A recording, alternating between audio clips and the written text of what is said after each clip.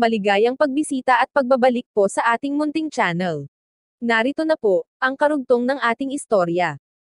Ika-278 na kabanata. Pwede bang mangutang ng ilang milyong dolyar? Si Colin ay nakahiga sa kama, kasama ang dalawang kaakit-akit na babaeng blonde. Silang tatlo ay walang saplot. Si Colin ay humahanga sa magagandang babae, at lagi niyang inuuna ang mga blonde.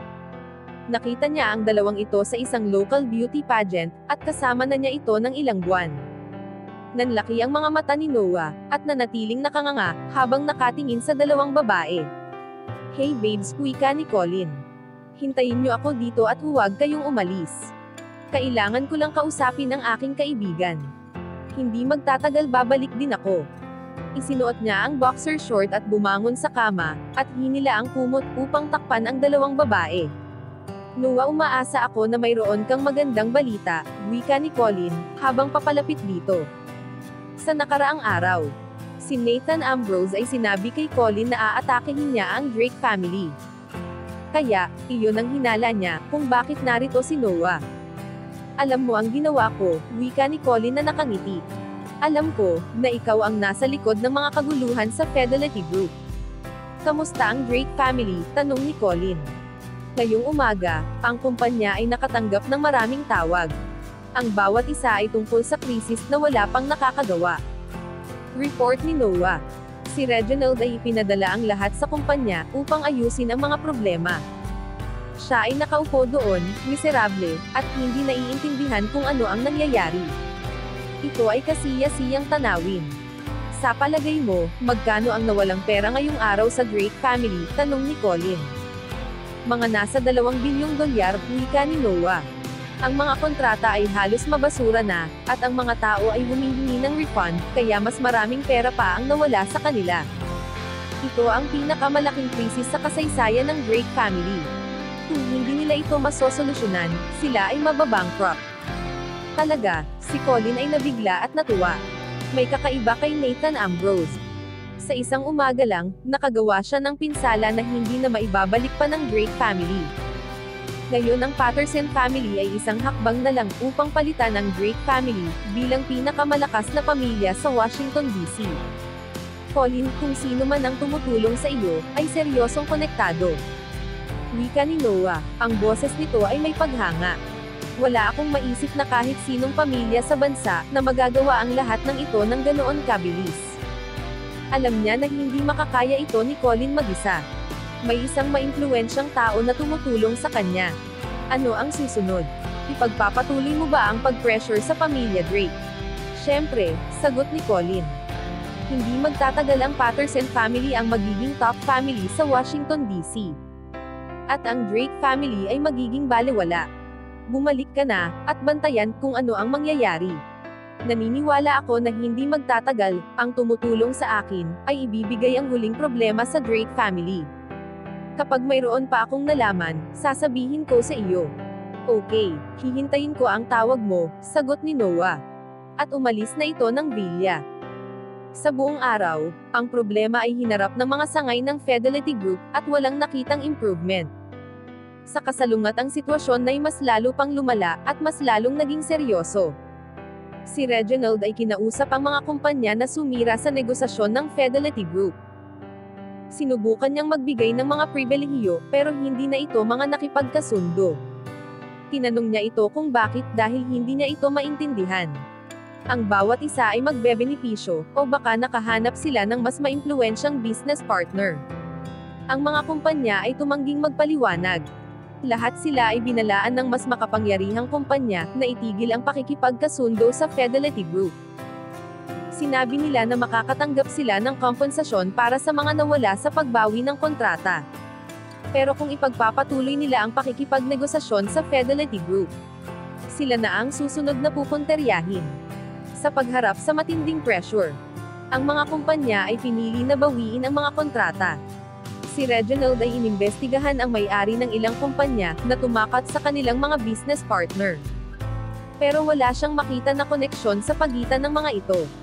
Ang taong nasa likod ng mga kumpanyang ito, ay iba, isang maimpluwensyang tao na kontrolado ang lahat. Si Reginald ay umupo sa opisina, malungkot na iniisip ang lahat ng nangyayari. Siya ay frustrated. At hindi niya alam kung paano makakasurvive ang Drake family sa malaking sakuna. Papaano ang nangyayari? Tanong ni David. May alam siyang kaunti sa mundo ng negosyo pero confident siya sa kanyang papa. Ayaw niya itong makitang natataranta. Nawalan tayo ng maraming pera, wika ni Reginald, ang boses nito ay mapanglaw. Ang lahat ng ating proyekto ay bumagsak at nahinto. At may kaunting pag-asa tayo sa hinaharap. Ang mga empleyado ay magsisimulang mag-resign sa oras na marinig nila ang nangyayari. At ang mga bagay ay mas lalong magiging mahirap. Papa, ang mga kumpanya ay sumira sa kontrata, hindi tayo. Dapat silang magbayad ng pinsala. Hindi na mahalaga ito, wika ni Reginald, na naghihinagpis. Uubos tayo ng maraming oras upang mabawi muli ang halaga ng perang nawala. At hindi ako sigurado kung may ganoong oras pa tayo. Papa, hindi, protesta ni David. Ang Fidelity Group ay hindi pwedeng bumagsak. Isa ka sa mga nangungunang negosyante sa Washington, D.C. Kaya alam ko na malalagpasan mo ito. Si Reginald ay nawala na ang kanyang confidence, kaya si David ay pinalakas ang loob nito.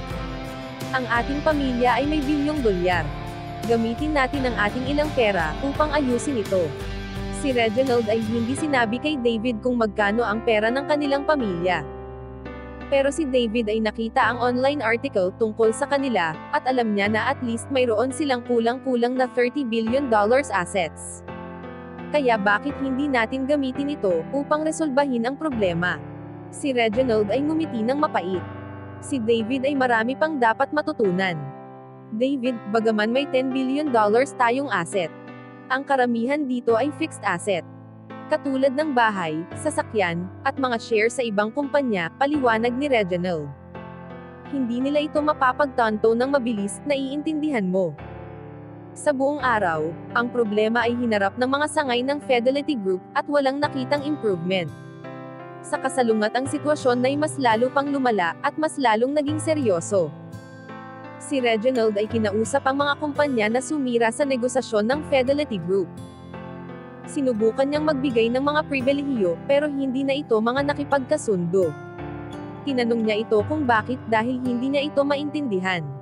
Ang bawat isa ay magbebenepisyo, o baka nakahanap sila ng mas maimpluwensyang business partner. Ang mga kumpanya ay tumangging magpaliwanag.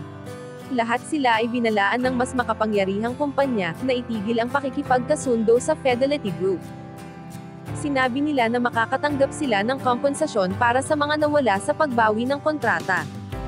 Pero kung ipagpapatuloy nila ang pakikipagnegosasyon sa Fidelity Group, sila na ang susunod na pupunteryahin. Sa pagharap sa matinding pressure, ang mga kumpanya ay pinili na bawiin ang mga kontrata. Si Reginald ay inimbestigahan ang may-ari ng ilang kumpanya na tumakat sa kanilang mga business partner. Pero wala siyang makita na koneksyon sa pagitan ng mga ito. Ang taong nasa likod ng mga kumpanyang ito ay iba, isang maimpluwensyang tao na kontrolado ang lahat. Si Reginald ay umupo sa opisina, malungkot na iniisip ang lahat ng nangyayari. Siya ay frustrated. At hindi niya alam kung paano makakasurvive ang Drake family sa malaking sakuna. Papaano ang nangyayari? Tanong ni David. May alam siyang kaunti sa mundo ng negosyo pero confident siya sa kanyang papa. Ayaw niya itong makitang natataranta. Nawalan tayo ng maraming pera, wika ni Reginald, ang boses nito ay mapanglaw. Ang lahat ng ating proyekto ay bumagsak at nahinto. At may kaunting pag-asa tayo sa hinaharap. Ang mga empleyado ay magsisimulang mag-resign sa oras na marinig nila ang nangyayari. At ang mga bagay ay mas lalong magiging mahirap. Papa, ang mga kumpanya ay sumira sa kontrata, hindi tayo. Dapat silang magbayad ng pinsala. Hindi na mahalaga ito, wika ni Reginald, na naghihinagpis. Uubos tayo ng maraming oras upang mabawi muli ang halaga ng perang nawala. At hindi ako sigurado kung may ganoong oras pa tayo. Papa, hindi, protesta ni David. Ang Fidelity Group ay hindi pwedeng bumagsak. Isa ka sa mga nangungunang negosyante sa Washington, D.C. Kaya alam ko na malalagpasan mo ito. Si Reginald ay nawala na ang kanyang confidence, kaya si David ay pinalakas ang loob nito. Ang ating pamilya ay may $1 billion. Gamitin natin ang ating ilang pera upang ayusin ito. Si Reginald ay hindi sinabi kay David kung magkano ang pera ng kanilang pamilya. Pero si David ay nakita ang online article tungkol sa kanila, at alam niya na at least mayroon silang kulang-kulang na $10 billion assets. Kaya bakit hindi natin gamitin ito upang resolbahin ang problema? Si Reginald ay ngumiti ng mapait. Si David ay marami pang dapat matutunan. David, bagaman may $10 billion tayong asset, ang karamihan dito ay fixed asset. Katulad ng bahay, sasakyan, at mga share sa ibang kumpanya, paliwanag ni Reginald. Hindi nila ito mapapagtanto ng mabilis, naiintindihan mo. Si David ay may panlulumong na pakiramdam. Gaano karaming pera ang kailangan natin upang maayos ito? Tanong niya. Sa ngayon, mayroon tayong kalahating milyon, pero ang kailangan natin ay mga $2.5 bilyon upang maayos ito. $2.5 bilyon, sa isip ni David na napaupo na lang sa bangko. Kahit na sila ay mayaman, ito ay nakakalulin na halaga ng pera. Pero kahit gaano pa kahirap ito, kailangan niyang subukan. Kung hindi, ang Fidelity Group na itinatag ng kanyang papa ng ilang dekada, ay magko-collapse. Papa, huwag kang mag-alala, wika nito. Makakahanap tayo ng paraan upang maipon ang pera. Kahit ano ang mangyari. Kailangan nating iligtas ang Fidelity Group. Tumayo ito at tumingin sa kanyang papa, masigasig na magsimula. Si Reginald ay tumingin. Alam niyang walang paraan upang makakuha siya ng ganoong halaga ng pera. Papa, maniwala ka sa akin, wika ni David. Hindi ko hahayaan na bumagsak ang kumpanya. Aalis na ako, at kukuha ng pera ngayon. Pagkatapos noon, mabilis siyang umalis sa opisina. Si David ay nagmaneho upang makita ang manager ng local branch ng Horizons Bank, at kakausapin ito upang mag-loan. Ang problema ng Fidelity Group ay umapekto na sa syudad. At ang bank manager ay alam kung ano ang nangyayari. Ang pagpapautang sa Drake family ngayon ay paligroso. At ang manager ay masasangkot sa gulo. Siya ay may malawak ng karanasan upang magkamali. Kahit ano pang pagmamakaawa ni David, ang manager ay nanatiling matatag, at tumanggi na magpahiram ng kahit anong pera sa Drake family. Si David ay umubos ng ilang oras dito, pero hindi ito nakatulong. Tinawagan na rin niya ang mga dating kaklase mula sa abroad, noong nag-aaral pa siya. Lahat sila ay mayayaman. At umaasa si David na makakahiram siya ng pera sa mga ito. Pero nang marinig nila ang tungkol sa mga nangyari, ang lahat ay sinabi na gusto nilang tumulong, pero wala silang ginawa. Si David ay tumawag ng mahigit 20 tao, at 2 lang dito ang handang tumulong. Pero ang maibibigay lang nila ay $250 milyong. Ito ay isang patak lang sa karagatan, kumpara sa kanyang kailangan. Si David ay itinapon ang kanyang cellphone. Nang sila pa ay mga estudyante. Ilang beses nilang sinabi na sila ay best friend hanggang sa huli. Bumulong siya. Nangako kami na tutulungan namin palagi ang isa't isa, kapag kaya namin. Umiling siya. Ang karamihan sa kanila ay sinungaling. Siya ay naiinis sa mga ugali nito. Si David ay sobrang galit na halos mahirapan sa paghinga. Dinampot niya ang cellphone, at nadiskubre ang ilang basag sa screen. Binuksan niya ang kanyang social media page. Ito ang huli niyang pag-asa. Hahanap siya ng ilang mayayaman na kaibigan, upang makatulong sa kanya. Nang tiningnan niya ang kanyang notification, nakita niya ang mga hindi nabasang mga mensahe. At maraming mga tao ang nagtag sa kanya. David, ano ang nangyari? Narinig ko na ang lahat ng negosyo ng Drake family ay nagkaproblema ng sabay-sabay, at ang kumpanya ay bumabagsak. Ano ang nangyayari? Sinubukan kitang tawagan, pero hindi ka sumasagot. Kapag nabasa mo ang mensahe, mag-reply ka. David, narito kami para sa iyo. Ika-279 na kabanata. Ang pagbuhos ng suporta. Nang makita niya ang lahat ng suporta sa mensahe, si David ay gumaan ang pakiramdam. Ito ang pinakamatagal niyang mga kaibigan, at ito ang mga pinakamapapagkatiwalaan. Ang kanyang mga mata ay nagpakita ng luha. At ang screen ng cellphone ay lalong lumabo. Nag-type siya ng mensahe at nag-post. Maraming salamat. Ang kanyang mga kaibigan ay sumagot agad. David, palagi kang naroon para sa akin. Kaya narito ako para sa iyo. Ano ang nangyari? Sabihin mo sa amin, upang malaman kung ano ang maitutulong namin. Ngumiti si David at nag-post muli ng mensahe. Pumunta kayo sa Fidelity Group Headquarters bukas. Sasabihin ko ang iba pa. Nag-isip siya sandali, saka nagdagdag. Nagsususpetsya kami, na sinasadya ang pag-target sa aming pamilya. Kaya maging high profile kayo, hanggat kaya ninyo bukas. Ipakita natin sa aming kalaban kung gaano karami ang sumusuporta sa Drake family. Umaasa si David na ang mga suporta nito ay magdudulot ng pagdadalawang isip ng misteryosong attacker, tungkol sa kaguluhan sa Drake family. Ang kanyang mga kaibigan ay tutulong sa kanya ngayon sa mahirap na sitwasyon. Ang lahat ay sumang-ayon sa mungkahi ni David. Magagawa ko iyon. Pupunta kami bukas, upang suportahan ka. Dadalihin ko ang pinakamaylaw ko na sasakyan, na makakakuha ng atensyon ng lahat. Ipapakita natin sa mayabang na iyon, na hindi niya pwedeng guluhin ang Drake family. Si David ay nakahinga ng maluwang. Tinapos na niya ang usapan at nagpunta sa Fidelity Group Headquarters, upang suportahan ang kanyang papa. Si Colin ay nakahiga sa kama, kasama ang dalawang magandang babae.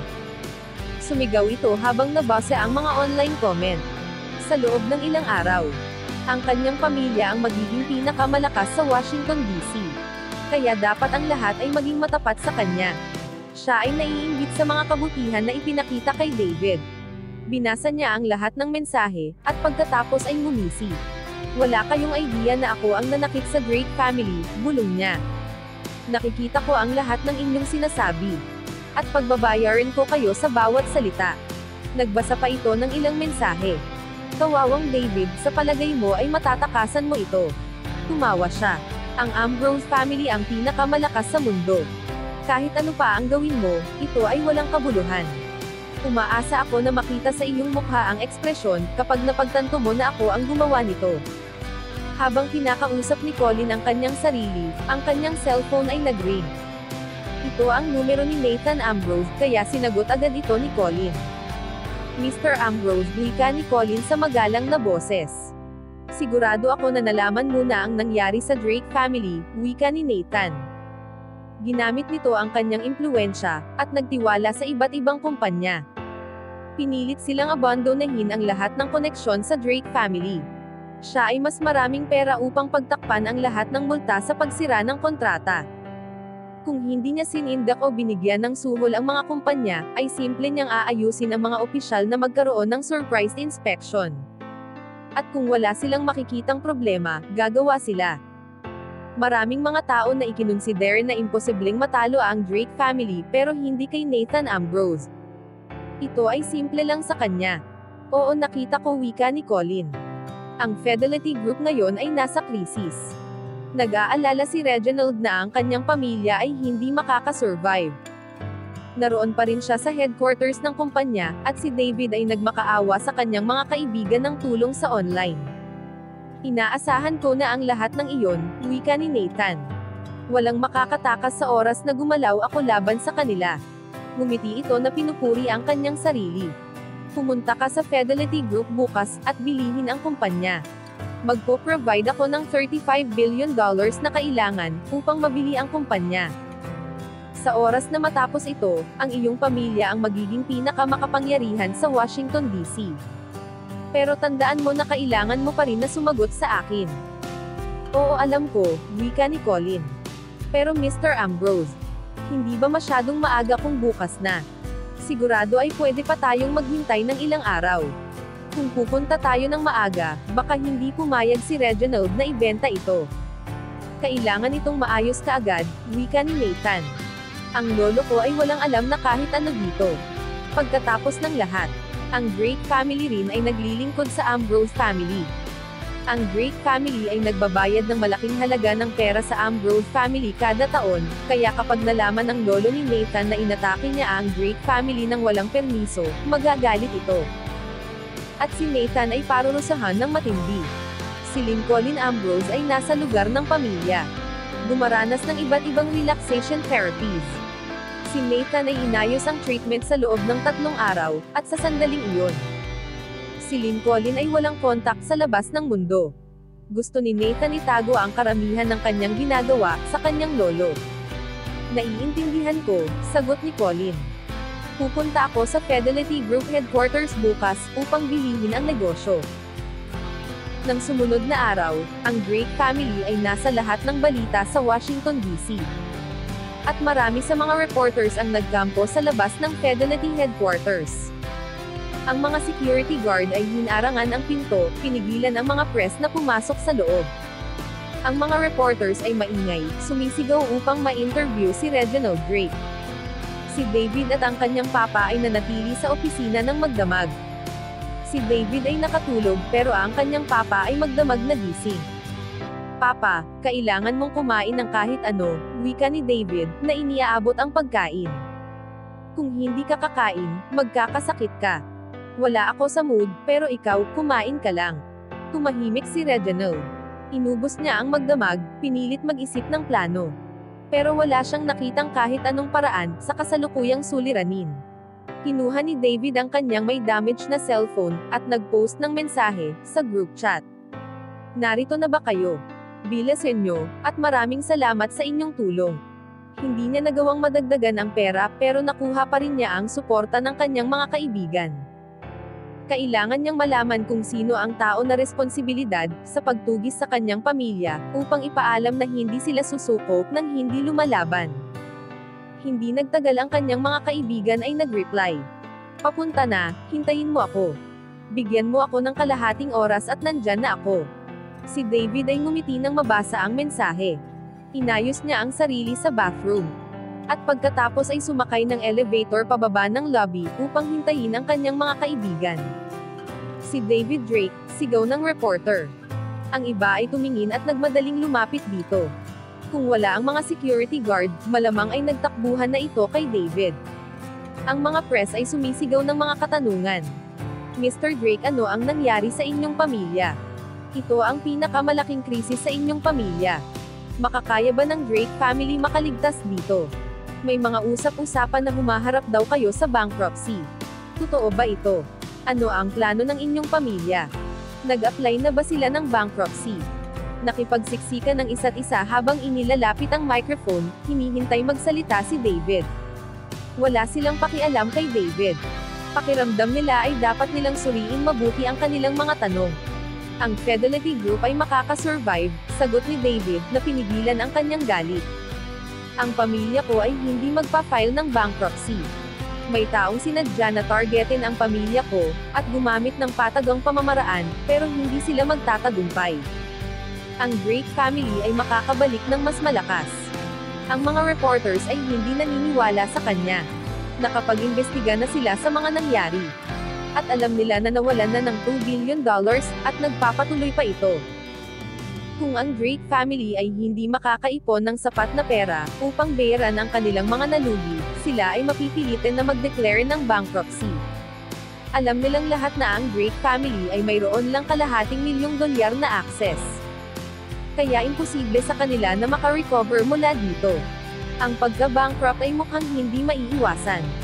Isang mamahaling sasakyan ang dumating, at ang lahat ay napatingin kung sino ang sakay nito. Nang bumaba ito sa sasakyan, ang press ay mabilis siyang nakilala. Ito ay si Jason Morley. Sa mga hindi po nakakakilala kay Jason Morley, siya po yung pinasabwat ni David upang ligawan si Lindsay Marvelt na kapatid ni Leona sa palarong pambansa. Nasa mga nagdaang episode po ito. David, hindi ba ako na late? Tanong ni Jason na nakangiti habang papalapit kay David. Hindi wika ni David na niyakap ang kanyang kaibigan. Bago pa malaman ng mga reporter kung bakit naroon si Jason. Marami pang sasakyan ang dumating. Ang bawat isa ay mamahaling modelo. At ang mga taong bumaba ay kilalang sikat na mayayaman. Si Derek Jackson, Kevin Ashcroft, at Ralph Baldwin, ay nagpunta upang suportahan si David. Si Daryl ay pumunta rin kasama si Miriam. Sa mga pangalan po na ngayon nyo lang po narinig. Makikilala nyo po sila sa mga nagdaang kabanata. Mas okay po kung magumpisa kayo sa simula. May link po tayo sa ibaba. Ayaw niyang madamay. Pero ang lahat ng kanyang kaibigan ay nangako na pupunta roon. Kaya kung si Daryl ay lalayo, hindi ito magiging maganda. Lahat sila ay lumakad palapit kay David at binati ito ng mababa ang loob. Ang mga mamamahayag ay nanood ng mga paghanga. Na-impress sa level ng suporta kay David. Pero sapat ba ito upang mailigtas ang pamilya Drake? Hanggang dito na lang po muna. Maraming salamat po sa pakikinig. Pwede po bang humingi ng subscribe bilang pagsuporta sa ating munting channel? Hanggang sa susunod po muli. Stay safe and God bless.